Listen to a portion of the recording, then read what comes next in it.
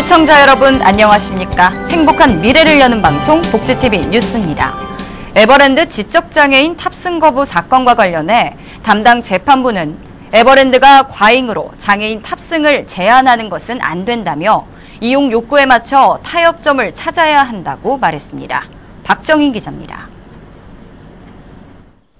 서울중앙지방법원 민사 12부 심리로 열린 재판에서 재판부가 원고가 주장하고 있는 헌법 제37조 2항의 과잉금지 원칙과 관련해 피고 에버랜드가 정신장애인이나 지체장애인이라는 이유로 무조건 탑승을 제한하는 것은 문제가 있다고 밝혔습니다. 이날 재판부는 피고 에버랜드 측에 만약 주의가 산만한 아이에 대해서 탑승을 제한할 수 있냐며 질의했고, 이에 대해 에버랜드는 직원의 판단과 대처의 차이가 있을 순 있으나 이용자 또는 다른 이용자에게 위험을 초래할 수 있을 경우는 제한을 둘 수 있다고 답했습니다. 그러나 재판부는 주의만 줄 것이라며 원고 측이 제출한 미국의 놀이공원처럼 일정한 기준이 있어야 하지 않냐고 언급했습니다. 특히 이번 재판에서 피고 측이 주장하는 관광진흥법 시행규칙 제42조 별표 13에 대해서 재판부는 원론일 뿐이라며 피고 측과 원고 측이 승패 개념이 아니라 개선점을 찾아갈 수 있는 타협점이 있어야 한다고 밝혔습니다. 한편 다음 재판은 다음 달 19일 오후 5시에 열릴 예정입니다. 복지TV 뉴스 박정인입니다. 어린이집 보육교사와 유치원 교사 간의 월급이 최고 200만 원 가까이 차이나는 것으로 드러났습니다. 이처럼 만족스럽지 못한 처우 탓에 이직도 잦아서 보육교사의 평균 경력은 4.5년으로 짧았습니다. 정유림 기자입니다. 어린이집 보육교사와 유치원 교사 간의 월급이 최고 200만 원 가까이 차이나는 것으로 나타났습니다. 복지부 등에 따르면 2011년 현재 보육을 담당하는 어린이집 교사들은 하루 평균 9시간 28분을 근무하고 월 평균 155만 원을 급여로 받았습니다. 세부적으로 국공립 어린이집 보육교사는 188만 원을, 민간 어린이집 보육교사는 145만 원을 월급으로 받았습니다. 이에 반해 유아교육을 맡은 유치원 교사의 월급은 훨씬 많았습니다. 국공립 유치원 교사는 월 385만 원, 사립유치원 교사는 월 214만 원을 받은 것으로 나타났습니다. 어린이집 보육교사와 유치원 교사의 자격 기준 등이 다르다는 점을 고려하더라도 어린이집 보육교사의 임금 수준이 낮은 겁니다. 이처럼 만족스럽지 못한 대우 탓에 보육교사의 직무 만족도는 떨어지고 이직도 잦아 보육교사의 평균 경력은 4.5년으로 짧은 편이었습니다. 실제로 조사 대상 어린이집에서 4명 중 1명이 넘는 교사가 한 해 동안 직장을 그만둔 적이 있는 것으로 파악됐습니다. 전문가들은 교사의 직무 만족도가 보육의 질과 직결되는 만큼 노동 강도 등을 생각할 때 어린이집 보육교사의 급여 수준을 적절하게 책정해주는 등 처우와 근무 여건을 개선할 필요가 있다고 지적했습니다. 복지TV 뉴스 정유림입니다. 한국이 아시아 태평양 지역에서 장애 포괄적 개념을 담은 국제개발 활동을 하기 위해서는 정부의 제2차 국제개발협력 기본계획에 장애 관련 관점이 포함돼야 한다는 의견이 제시됐습니다. 이솔립 기자입니다. 2012년 한국은 장애 관련 국제협력과 공동노력을 약속한 제3차 아태장애인 10년의 실행계획인 인천전략에서 주도적 역할을 선언했습니다. 그러나 한국 사회의 장애인권적 관점이 아직 미흡한 까닭에 기대만큼 그 역할을 이행하지 못하고 있다는 지적이 나오고 있습니다. 이에 지난 16일 아태지역장애와 개발을 위한 2015 국제정책 세미나가 국회의원회관에서 열렸습니다. 이번 세미나에서는 현재 새롭게 만들어지고 있는 한국의 국제개발협력 2차 기본계획 기본정신에 장애 관련 주요 이슈를 포함시켜야 한다는 의견이 제시됐습니다. 예를 들자면 학교를 지어준다. 그러면 그 학교에 편의시설이 다 되어 있고 장애인 클래스를 운영할 수 있는 특수교육반을 좀 만들어준다라든지 이런 정책을 좀 수립해야 되니까 이번에 2차 계획이 어떻게 수립되느냐가 정말 선진화된 정책이 나오느냐, 정말 이렇게 정말 시혜적인 정책이 있느냐는 사실 그러한 이슈를 담고 있느냐 아니냐가 굉장히 중요하기 때문에 아울러 유명한 사무총장은 정부의 2차 기본계획에 장애 전문가를 참여시켜 장애 감수성을 갖고 국제협력에 이를 반영할 수 있도록 노력해야 한다고 주장했습니다. 복지TV 뉴스 이솔립입니다.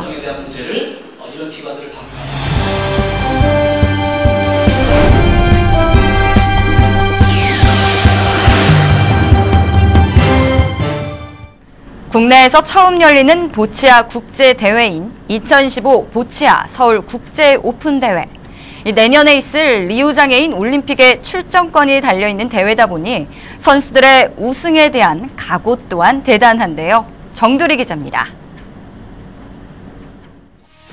세계 14개국 100여 명의 보치아 선수들이 대한민국 서울에서 뜨거운 경쟁을 시작합니다.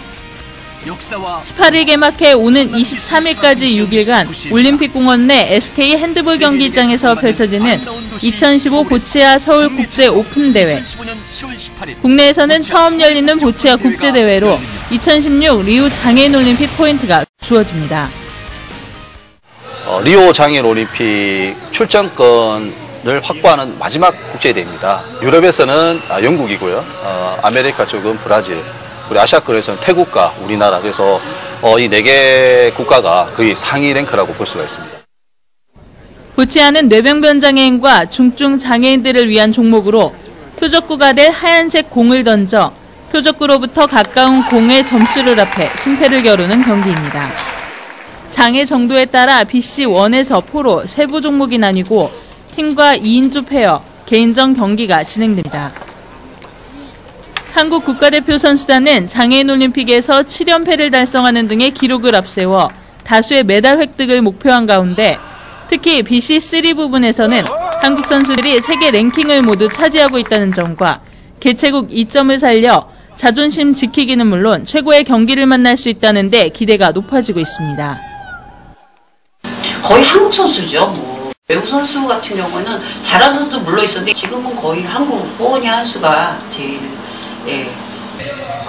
운동선수들의 꿈의 무대죠. 올림픽, 리오 패럴림픽 티켓을 따는 겁니다. 리오를 가고 싶습니다. 한편 대회 개폐막식과 주요 경기는 외페어뉴스 홈페이지를 통해 생중계로 만날 수 있으며 복지TV에서 녹화 방송될 예정입니다. 복지TV 뉴스 정글입니다. 고용노동부가 자회사형 장애인 표준사업장 활성화 간담회를 열었습니다. 이기권 고용노동부 장관은 대기업의 자회사형 표준사업장 설립은 한국의 장애인 고용을 획기적으로 늘릴 수 있는 훌륭한 고용 모델이라고 강조했습니다. 이날 간담회는 대기업의 자회사형 장애인 표준사업장 설립 확대를 위해 마련된 것으로 10개사 대기업 임원과 자회사형 표준사업장 3개사 대표가 참석했습니다. 이날 자회사형 표준사업장 대표들은 사업장을 운영함으로써 부담금 감면 효과가 있는 것은 물론 고객들의 서비스 만족도가 높고 기업의 장애인 친화적인 고용 문화 확산에 도움이 된다고 설명했습니다. 이 장관은 정부도 자회사형 장애인 표준사업장 확대를 위해 다각적인 지원을 할 계획이라며 많은 기업이 관심을 갖고 적극 참여하길 바란다고 당부했습니다. 지난 대선 당시 박근혜 대통령은 출산율을 높이기 위한 공약 중 하나로 저소득층 가구에 기저귀와 분유를 무상으로 지원하겠다고 했는데요. 오는 10월 시범 사업이 시작되는데 지원 대상이 대폭 축소됐습니다. 기존 공약에서의 기저귀값과 분유값 지원 대상의 소득 기준은 최저 생계비의 150% 미만으로 16만 4천 가구가 혜택을 볼 것으로 예상됐지만 최근 100% 미만으로 바뀌면서 5만 1천 가구, 당초보다 3분의 1로 대상이 줄었습니다. 게다가 분유값 지원 대상은 에이즈와 암 등 치명적인 질병이 있는 경우로만 한정했습니다. 한편 보건복지부는 오는 10월부터 3개월간 시범사업 결과를 바탕으로 내년부터 지원 대상을 확대해 나간다는 계획입니다. 국내 최초 장애인 캠프죠. 한국뇌성마비복지회가 주최하는 제35회 오뚜기 여름 캠프가 열렸습니다. 무더위를 잊게 해줄 여름 캠프에 박정인 기자가 다녀왔습니다. 시원한 계곡과 바다가 생각나는 여름. 옹기종기 모여 이야기도 나누고 물장구도 칩니다. 또 한쪽에서는 흐르는 물에 몸을 맡기고 사뿐사뿐 물속을 걸어갑니다. 강원도의 한 리조트에서 뇌변변 장애 청소년과 자원봉사자들이 함께 참여하는 제35회 오뚜기 여름 캠프가 열렸습니다. 휠체어 타는 장애인들이 여행을 가족하고 하는 게 참 아직도 어려움이 많습니다. 현재 저희는 그런 걸 다 파악을 해서 이 친구들이 움직이고 야외 활동을 하는데 부족함이 없는 모든 여건을 만들어가면서 프로그램을 진행하기 때문에 이 친구들이 좀 2박 3일 동안이나마 자연하고 가까이 하고 행복하게 좋은 시간을 가질 수 있을 것이라 생각하고. 특히 이번 캠프에서는 캠프 참가자뿐만 아니라 자원봉사자들에게도 뜻깊은 시간이 됐습니다. 제가 이제 16살이고 이제 고등학교 가고 대학교에 가니까 같이 꿈 얘기도 해보고 그럴 생각이에요. 장애인을 이제 보조하는 활동은 거의 처음 해봐요. 그래서 처음 신청할 때는 내가 할 수는 있을까? 제가 조금 전혀 안 해본 이런 분야라서 내가 봉사는 잘 할 수 있을까? 과연 잘 돌봐줄 수 있을까? 이런 생각을 많이 하고 걱정을 되게 많이 했어요. 근데 처음 만났을 때 생각보다 수지가 너무 밝게 대해주고 정말 언니처럼 막 이렇게 살갑게 대해줘서 저도 금방 적응할 수 있었던 것 같고. 지난 1981년 8월 국내 최초 장애인 캠프로 시작해 올해로 어느덧 35회째를 맞이한 오뚜기 여름 캠프. 올해도 캠프 참가자 모두에게 소중한 추억이 될 것 같습니다. 복지TV 뉴스 박정인입니다.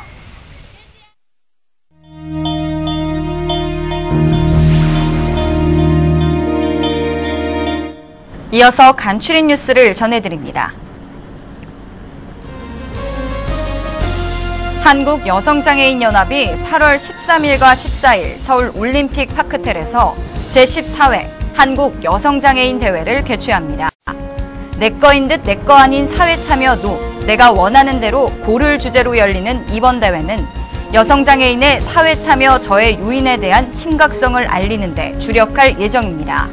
대회 참가 신청은 24일까지입니다. 국민권익위원회가 오는 20일과 21일 충남 천안과 공주에서 지역 주민들의 고충과 민원 상담을 위해 이동 신문고를 운영합니다. 권익위는 상담 민원 중 바로 해결할 수 있는 사항은 현장에서 해소하고 조사가 필요한 사안은 고충 민원으로 접수해 정밀 조사와 위원회 심의를 거쳐 처리합니다. 서울의 직장맘들은 출산과 육아로 인해 직장 내 불이익을 가장 고민하는 것으로 나타났습니다. 지난 2012년 7월 개관한 서울 직장맘 센터에 따르면 지난 3년간 5,600여 건의 상담을 진행한 결과 67%는 직장 내 출산 전후 휴가와 육아 휴직을 둘러싼 불이익 상담이었다고 설명했습니다. 인천시는 내년부터 장애인 바우처 택시 120대를 도입해 운영합니다. 이는 내년 늘어나는 장애인 콜택시 이용 인원에 따라 대기 지연에 따른 불편을 해소하기 위한 것으로 시는 장애인 바우처 택시가 도입되면 비휠체어 장애인은 바우처 택시를 주로 이용하게 됨으로써 민원 해소에 기여할 것으로 기대했습니다. WBC 복지TV와 한국문화재재단이 문화유산 보급과 확산을 위한 방송 콘텐츠 업무 협력 양해각서를 체결했습니다. 앞으로 양 기관은 방송 콘텐츠를 활용한 문화유산 대중화와 국가 문화 경쟁력의 근간 마련을 위해 유기적인 협력과 발전을 도모하게 됩니다.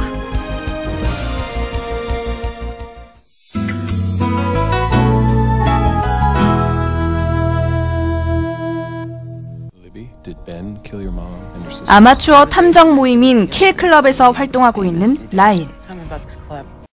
25년 전 큰아들 벤이 엄마와 어린 여동생 2명을 잔혹하게 살해한 사건에 의구심을 갖게 되고 유일한 생존자이자 증인인 막내 리비를 찾게 되는데 나를 찾아줘의 원작자인 소설가 길리언 플린의 동명 소설을 영화화했습니다. 매드맥스 분노의 도로의 주연이었던 샤를리스 테론, 그녀의 조력자로 출연하는 니콜라스 홀트의 탄탄한 이야기까지 영화의 기대 요소는 충분합니다. 전봇대 들어온다는 식이야. 따뜻한 볕의 마을이라 불렸던 밀양.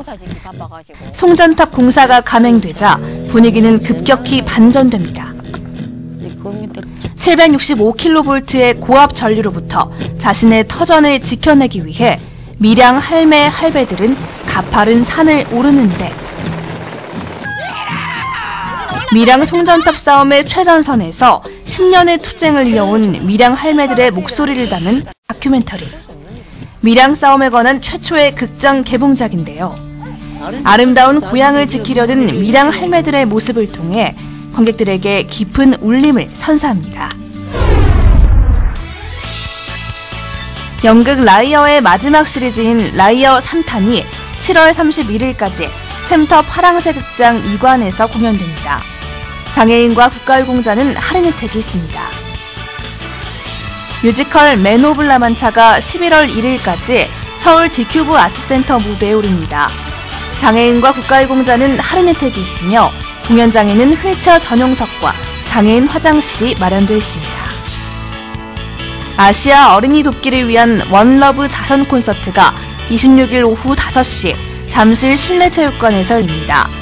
장애인과 국가유공자는 할인 혜택이 있으며 공연장에는 휠체어 전용석과 장애인 화장실이 있습니다. 이야기가 있는 시간, 오늘의 영상 함께 보시죠. 남의 집 귀한 자식. SNS에서 화제가 되고 있는 사진인데요. 한 카페의 아르바이트생의 유니폼입니다. 한 누리꾼은 저런 사장 밑에서 일하고 싶다 라고 극찬을 했을 정도로 카페 사장의 섬세함이 돋보이는데요. 아르바이트생도 남의 집 귀한 자식입니다. 복지TV에서는 2015 보치아 서울 국제 오픈 대회의 알찬 소식을 전해드리기 위해 다양한 프로그램을 준비했는데요. 대회의 뜨거운 감동, 복지TV에서 느껴보시죠. 행복한 미래를 여는 방송 복지TV 뉴스를 마칩니다. 시청해주신 여러분 고맙습니다.